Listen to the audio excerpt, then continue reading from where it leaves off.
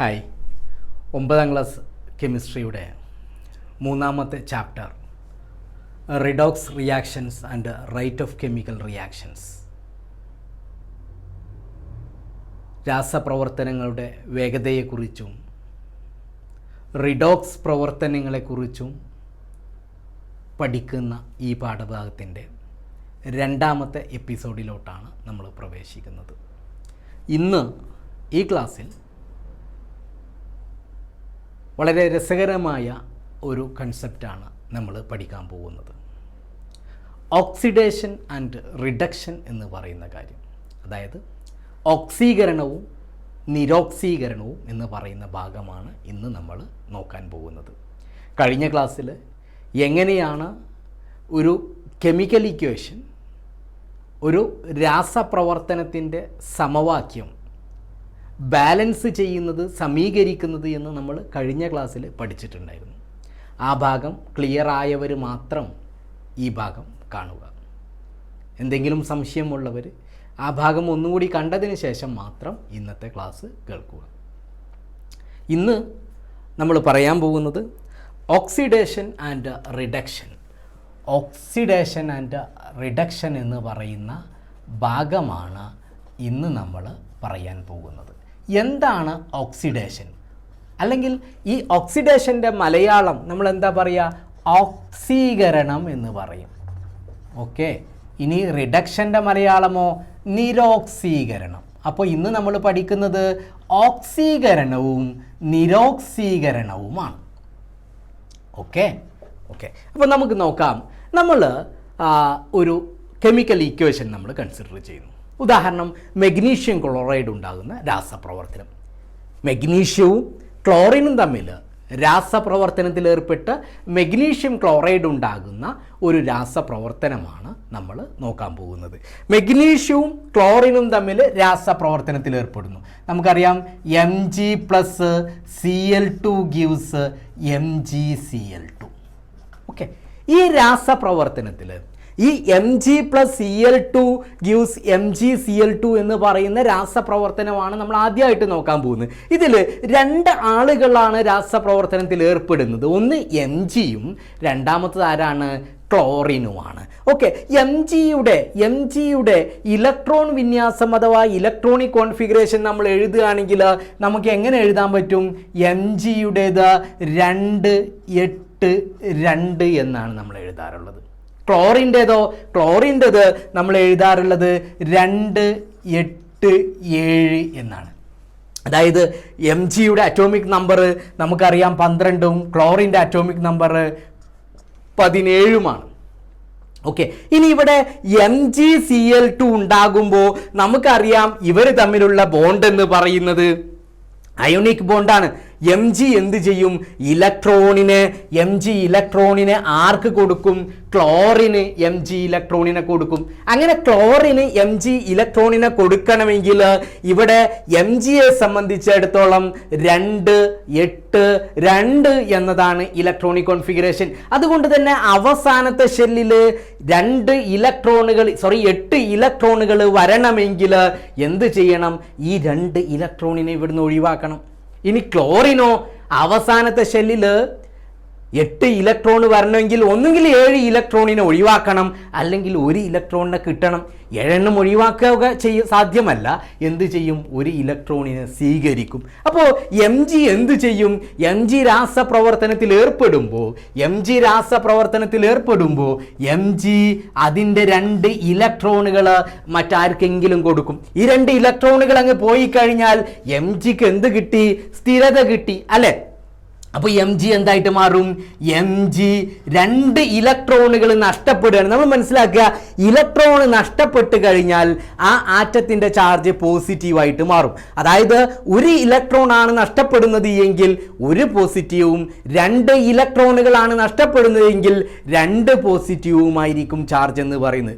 1 electron നഷ്ടപ്പെട്ട് കഴിഞ്ഞാൽ 1 പോസിറ്റീവും, 2 ഇലക്ട്രോണുകൾ നഷ്ടപ്പെട്ട് കഴിഞ്ഞാൽ 2 പോസിറ്റീവുമായിരിക്കും ചാർജ്. അപ്പോൾ ഇവിടെ എം ജിക്ക് 2 ഇലക്ട്രോൺ നഷ്ടപ്പെടുമ്പോൾ എം ജി എന്തായിട്ട് മാറും?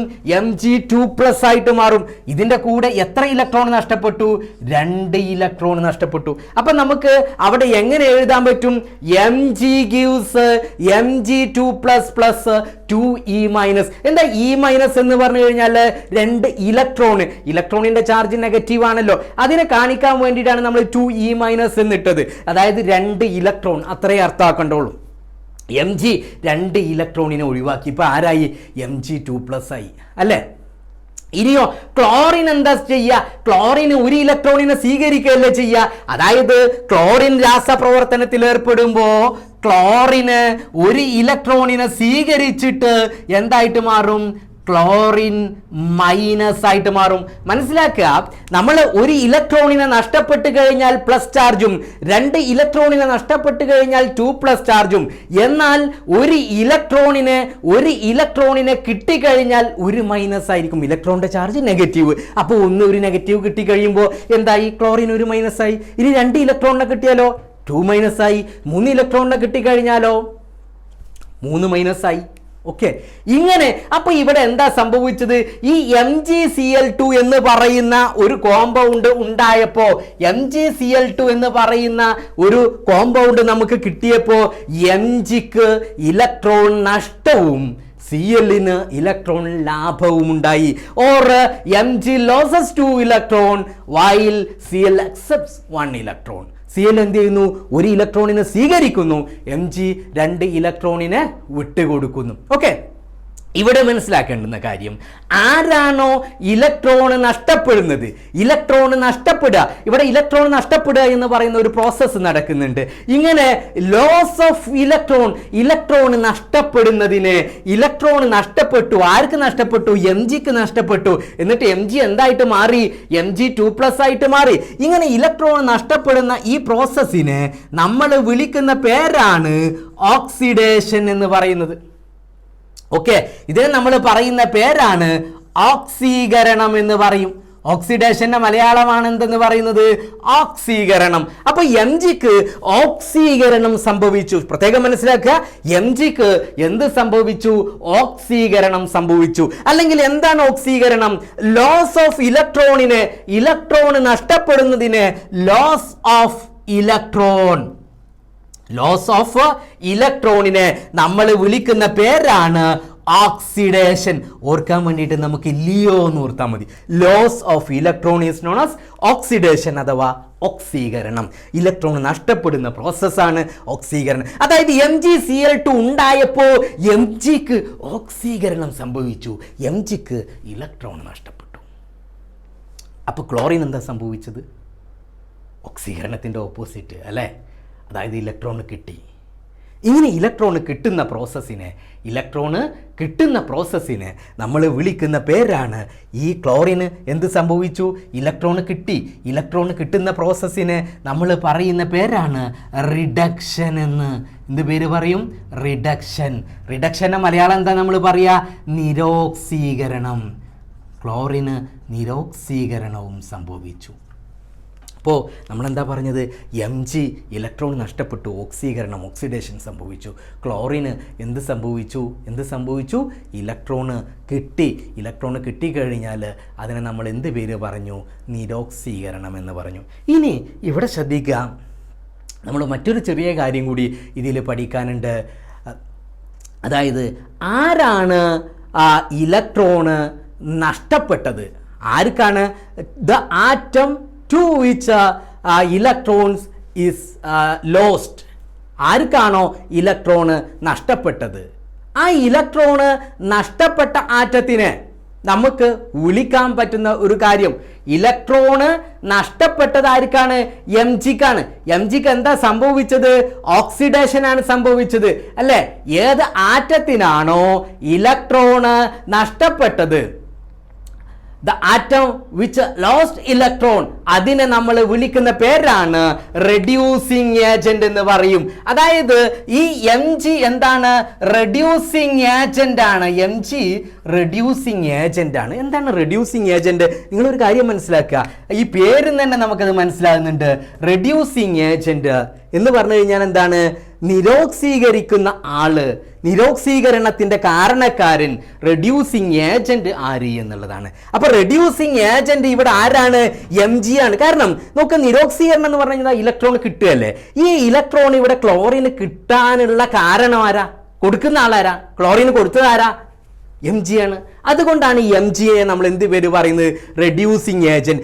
ഓക്സിഡേഷൻ സംഭവിച്ച ആളെ നമുക്ക് റെഡ്യൂസിങ് ഏജന്റ് എന്ന് പറയാം. ഇനി ഈ Mg ഇലക്ട്രോണിനെ ഇവിടെ കൊടുക്കാൻ കാരണം ആരാ? ക്ലോറിൻ ഉള്ളത് കൊണ്ടല്ലേ. Mg ഇലക്ട്രോണിനെ കൊടുക്കാനുള്ള കാരണം ക്ലോറിനെ കണ്ടതുകൊണ്ട്, അല്ലെങ്കിൽ വെറുതെ Mg ഇലക്ട്രോണിനെ കൊടുക്കോ? ഇല്ലേ, ഒരിക്കലും കൊടുക്കൂല. അപ്പോൾ Mg ഇലക്ട്രോണിനെ കൊടുക്കാനുള്ള കാരണം ക്ലോറിനാണ്. അതുകൊണ്ട് Mgക്ക് ഓക്സിഡേഷൻ അല്ലേ സംഭവം. ഈ ഓക്സിഡേഷന്റെ കാരണക്കാരൻ ആരാണ്? ക്ലോറിനാണ്. അതുകൊണ്ട് ഇയാളെ നമ്മൾ വിളിക്കുന്ന പേരാണ് ഓക്സിഡൈസിങ് ഏജന്റ് എന്ന് പറയും. റെഡ്യൂസിങ് ഏജന്റും ഓക്സിഡൈസിങ് ഏജന്റും. അപ്പോൾ റെഡ്യൂസിങ് ഏജന്റ് എന്താണെന്നും ഓക്സിഡൈസിങ് ഏജന്റ് എന്താണെന്നുള്ളതും നമ്മൾ കൃത്യമായിട്ട് മനസ്സിലാക്കണം.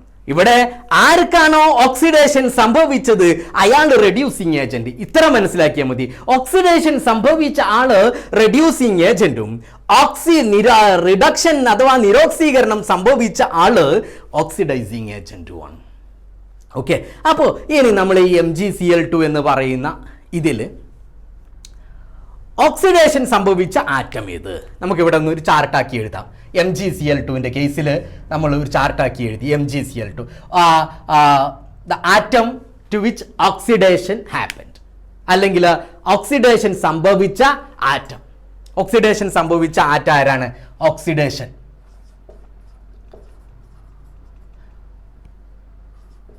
ഓക്സിഡേഷൻ സംഭവിച്ചു അഥവാ ഓക്സീകരണം സംഭവിച്ച ആറ്റം ആരാണ്? ആർക്കാണ് ഓക്സീകരണം ഇവിടെ സംഭവിച്ചത്? Mgക്ക് സംഭവിച്ചു അല്ലേ? Mgക്ക് സംഭവിച്ചു. ഇനിയോ ഈ ഓക്സീകരണത്തിന്റെ ഇക്വേഷൻ നമ്മൾ എഴുതി. എന്താണ് ഇക്വേഷൻ? അതിന്റെ സമവാക്യം എന്താണ്? Mg gives Mg2 + 2e-. Okay, ഇനി ആർക്കാണ് റിഡക്ഷൻ സംഭവിച്ചത്? നിരോക്സീകരണം സംഭവിച്ചത് ആർക്കാണ്?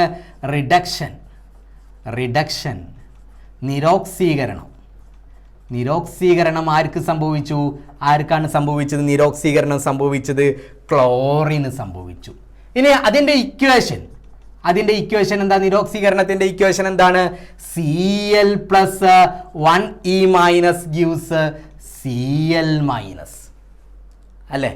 ഇനി ഇവിടുത്തെ ഓക്സിഡൈസിങ് ഏജന്റ് ആരാണ്? ഓക്സിഡൈസിങ്